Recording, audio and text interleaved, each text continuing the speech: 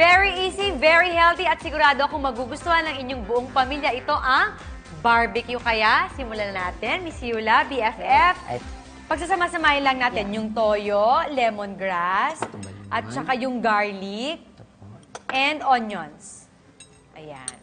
I-mix together lang natin yan. Miss Yula, nagluluto ka ba? Pag nasa mood. Nasa mood? Oo, pero pag madalas nasa mood si ka, ano, anong sila- niluluto mo? Naku, maarte. Chicken cream crepe in red meat blanket. Ay, social ng mga pangalan. Maarte lang yun. So, pag na-mix together na natin, nailagay na natin, maglagay na tayo ng konting oil dito sa ating pan. Oh, well. Oh, well. Oh, well. Bango, ah. O, di ba? Ang dali lang yan, ha? Ganun kasimple lang. Tapos, ilalagay na natin. Uy, Okay. Agad-agad. ito pala si Mrs. agad-agad. Yan yung masarap pag nagluluto. Kailangan, yan yung sound. Pero sabi mo, si Rocky ang mas nagluluto sa inyo. Oo, siya. So, Ma-eksperimento. anong masarap na niluluto niya? Mahilig siya mag-mix na... Ang nagpapasarap sa luto niya ay yung sausawan na ginagawa niya. Sabi ko nga, minsan nga nagjo-joke kami na, ay kung ang sarap na niluto mo, gawin mo ulit yun. Sabi niya, hindi ko na alam paano.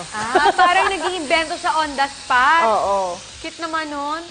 And next, gagawin naman natin yung pinaka-sauce nitong barbecue natin. So, maglagay uli lang tayo ng oil. Ay, oil. BFF, ikaw ba nagluluto ka? Minsan-minsan, BFF. Anong niluluto mo? Kanin. Bakit?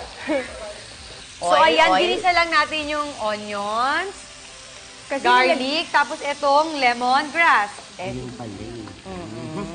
Tapos, lagay na natin itong coconut milk natin. Lemongrass. Sorry, ha? Tapos, peanut butter, ha? Sarap na peanut butter. Wala. Ano Madami tayo? kami ingredients. Hindi tayo makahabol.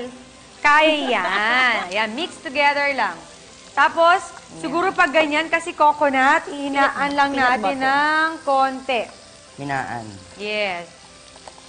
Tapos Yan, mix-mix peanut lang butter. natin.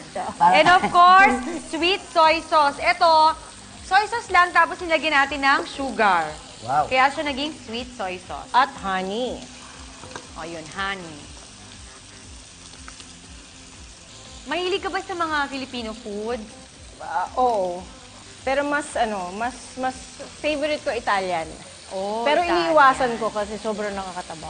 Sa bagay, pag kailangan talaga, no? So, depende sa inyo. Yung akin ganito, sa mga iba na gusto nila na medyo hindi makapal yung sauce nila, pwede silang mag-add ng water. So, okay ako dito.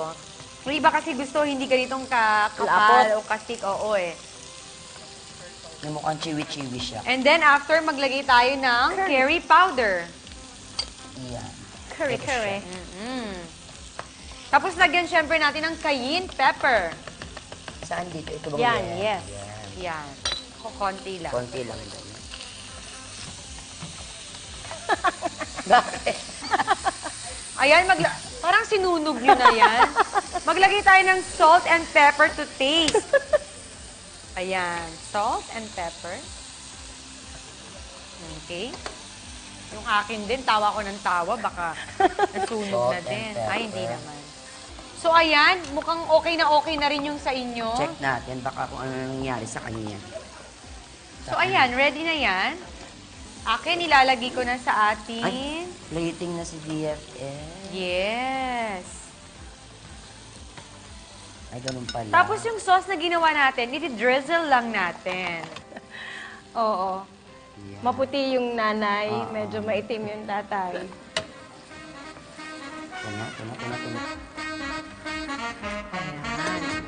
So, ayan. Plating. Ganun kadali lang. Ready na ang ating barbecue, kaya tikman na natin to.